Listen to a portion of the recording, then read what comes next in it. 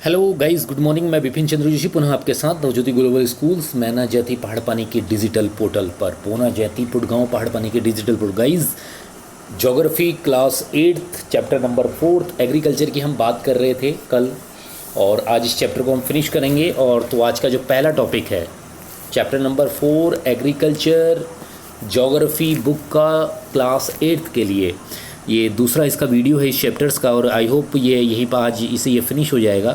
तो पहला जो कोटेशन है वो हमारा है मेजर क्रॉप्स अर्थात मुख्य फसलें। सो गाइस, बढ़ती हुई जनसंख्या की आवश्यकताओं को पूरा करने के लिए विविध प्रकार की फसलें उगाई जाती हैं, जिसमें कृषि आधारित उद्योगों के भी कच्चा माल की आपूर्ति करती है। गेहूं, चावल, मक्का, बाजरा मुख्य खाद्य फसलें हैं। जूट और कपास रेशेदार फसलें हैं। चाय और कहवा मुख्य पेय फसलें हैं। तो हम सबसे पहले बात करते हैं राइस की। तो चावल यह विश्व की मुख्य खाद्य फसल है। यह उष्णकटिबंधीय और उष्णकटिबंधीय प्रदेश की मुख्य आहार है। चावल के लिए उच्च तापमान, अधिक आर्द्रता एवं वर्षा की आवश्यकता होती है। यह फसल चीकायुक्त जलोढ़ मृदा जिसमें जल रोकने की क्षमता हो में सर्वाधिक ढंग से बढ़ती है। चीन चावल उत्पादन में अग्रणीय है। इसके बाद क्रमशः भारत इसका मुख्य उत्पादक है। श्रीलंका भी है, जापान भी है, मिस्र भी है। मैं आपको बता दूं, पंजाब में सर्वाधिक कहते हैं कि सबसे ज़्यादा चावल होता है। सेकंड आता है वीट, गेहूं। तो गेहूं के वर्धन में मध्यम तापमान एवं वर्षा और शस्य कर्तन फसल की कटाई के समय तेज धूप की आवश्यकता होती है। इसका विकास सुअपवाहित दोमट मृदा में सर्वोत्तम ढंग से होता है। गेहूं संयुक्त राज्य अमेरिका, कनाडा, अर्जेंटीना, रूस, यूक्रेन, ऑस्ट्रेलिया और भारत में होता है। भारत में यह शीत ऋतु में उगाया जाता है, यानी इसको हम रबी की फसल भी कहते हैं। सो गाइज, मैं बता दूं, गेहूं भी पंजाब में सर्वाधिक होता है। उसके बाद आता है गाइज मिलेट। अब मिलेट क्या होता है? ये अनाज के रूप में भी जाना जाता है और कम उपजाऊ और बलुई मृदा में उगाई जा सकती है। ये ऐसी फसल है जिसे कम वर्षा और उच्च से माध्यम तापमान तथा पर्याप्त सूर्य प्रकाश की आवश्यकता होती है। ज्वार, बाजरा और रागी भारत में उगाए जाते हैं। नाइजीरिया, चीन, नाइजीरिया और अन्य इसके मुख्य उत्पादक देश भी हैं। नेक्स्ट आता है गाइस माइजा अर्थात मक्का। तो इसके लिए मध्यम तापमान, वर्षा, अधिक धूप की आवश्यकता होती है। इसे अपवाहित उपजाऊ मृदा की आवश्यकता होती है। मक्का उत्तर अमेरिका, ब्राज़ील, चीन, रूस, कनाडा, भारत और मैक्सिको में उगाई जाती है। अब गाइस हम बात करते हैं कॉटन, कपास की। तो हम देखेंगे कि कपास जो है वो किस तरीके से सर्वाधिक होता है। तो आपको मालूम है काली मिट्टी इसके लिए उपयुक्त है और ये असम में सर्वाधिक होता है। इसकी वृद्धि के लिए उच्च तापमान, हल्की वर्षा, 200 से 2 पाली दिन तेज चमकीली धूप की आवश्यकता होती है। यह काली एवं जलोढ़ मिट्टी में सर्वोत्तम पाई जाती है। चीन, संयुक्त राज्य अमेरिका, भारत इसके मुख्य वो हैं। अब आती है गाइस पटसन, किसे कहते हैं? जिसे हम जूट कहते हैं।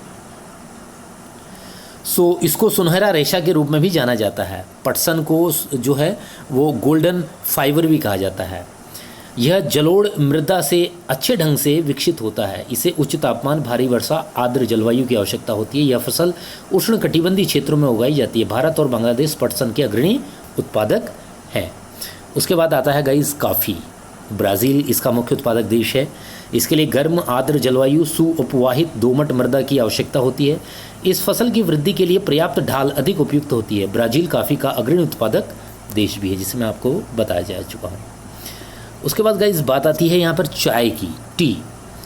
तो मैं आपको बता दूं, बागानों में उगाई जाने वाली एक पेय फसल है। इसकी कोमल पत्तियों की वृद्धि के लिए ठंडी जलवायु और वर्षा भर समवितरित उच्च वर्षा की आवश्यकता होती है। इसके लिए सुअपवाहित दोमट मृदा और मंद ढाल की आवश्यकता होती है। पत्तियों को चुनने के लिए अधिक संख्या में श्रमिकों की आवश्यकता होती है। सो ये जानने के बाद हम गाइस बात करेंगे एग्रीकल्चर डेवलपमेंट कैसे कैसे हुआ। मैं आपको बता दूं, तो कृषि विकास का संबंध बढ़ती जनसंख्या की बढ़ती मांग को लेकर भी है। और जो पंचवर्षीय योजना स्टार्ट होती है हमारा 12 मार्च 1950 को, जो 15 मार्च 1950 को जो योजना आयोग की स्थापना हुई, उसका जो पहला चरण है 1951 से 55, उसमें कृषि का प्रथम स्थान दिया गया है। तो गाइस मैं आपको बता दूं कि कई तरीके से प्राप्त किया जा सकता है। बोए गए क्षेत्रों में विस्तार करके, बोई जाने वाली फसलों की संख्या बढ़ाकर, सिंचाई सुविधा, उर्वरक और कृषि का विकास विश्व के विभिन्न भागों में विभिन्न गतिविधियों में हुआ है। अधिक जनसंख्या वाले विकासशील देश अधिकतर गहन कृषि करते हैं, जहां छोटी जोतों पर सामान्यतः जीविकोपार्जन के लिए फसलें उगाई जाती हैं। बड़ी जोतें वाणिज्यिक कृषि के लिए अधिक उपयुक्त होती हैं, जैसे संयुक्त राज्य अमेरिका, कनाडा, ऑस्ट्रेलिया इसके मुख्य संसाधक भी है।